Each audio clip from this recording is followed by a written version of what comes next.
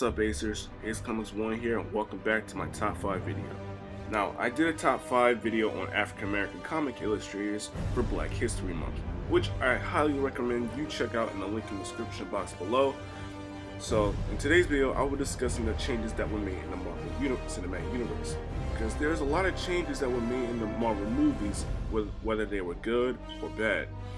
So, in this week's top 5, I will be discussing the top 5 changes in the Marvel movies. Alright, to start off, on number 5, we will have Baron Karl Mordo from Doctor Strange. Mordo is a German sorcerer and the Ancient One's students in the comics. When he was first introduced, he attempted to kill the Ancient One and take over as Sorcerer Supreme, but it ultimately failed. Now in the movie, this is an African American portrayed as Baron Mordo, and he's still the Ancient One's apprentice, but he doesn't try to kill her. He actually seems helpful in the movie version, and it seemed like he didn't have any evil intentions in the beginning, because he even talked to the Ancient One and convinced her to bring Doctor Strange in as her student. But later on in the post-credit scene, it seems like he slowly becomes evil because he begins attacking an engineer. Also, quick disclaimer. The Ancient One is a female. In the comics, it was originally a guy, so yeah. Alright, number 4, Bucky Barnes as the White Wolf. Now, Bucky, aka the Winter Soldier, but was called a few times in Wakanda the White Wolf. After the affairs in Captain America Civil War, Bucky has been hidden in icing and is seen in Infinity War. Bucky has woken up from his sleep and has been welcomed by T'Challa. Not only he has a new arm, but also has the title White Wolf, which, by the way, in the comics, the origin is completely different on who became the White Wolf. In the comics was by a white person named Hunter. He was taken in by T'Chaka after his parents died in a plane crash, and T'Chaka treated Hunter as his own kid before T'Challa was born. Unfortunately for Hunter, while growing up in Wakanda, a lot of people wasn't too keen on Hunter being in Wakanda due to the fact that he was white. And after T'Challa was born, people of Wakanda sees T'Challa as the true heir, and Hunter feels like no matter how hard he tries, he would never felt accepted in Wakanda. Okay, so fast forward, before T'Chaka's death, he made Hunter in charge of the Hatazure and became the White Wolf. Now, will Bucky be revived after Avengers Endgame, return to Wakanda, and get a White Wolf suit, just like Black Panther's suit? We'll just have to wait and see. Okay, number 3, Adrian Toomes.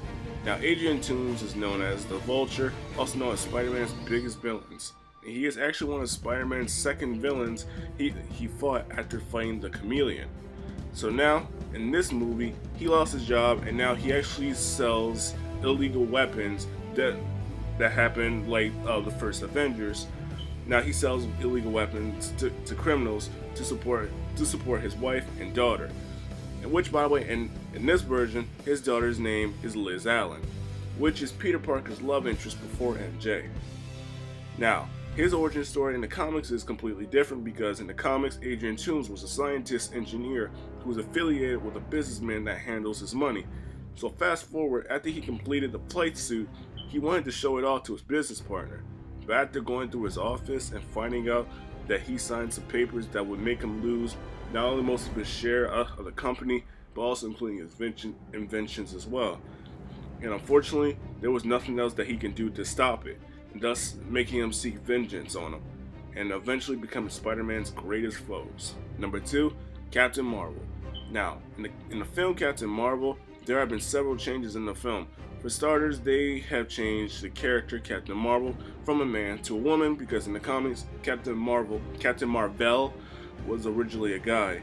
And on top of that, Captain Marvel didn't recommend the Avengers title to Nick Fury.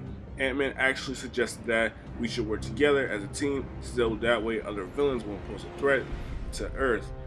In the comics, after the events of fighting Loki and saving the Hulk from Loki's mind tricks, the last page ended by Thor saying, "Thus we are the Avengers." And taking our number 1 spot is Thanos. Now, Thanos takes our number 1 spot because his origin is completely different. from the movie origin, because for starters, his motive for half the universe is completely different from the movie version, because in the comics he only committed genocide to his people just to impress Lady Death. And now in the movies, he only did that because he thought it could bring balance. What he did was doing the right thing.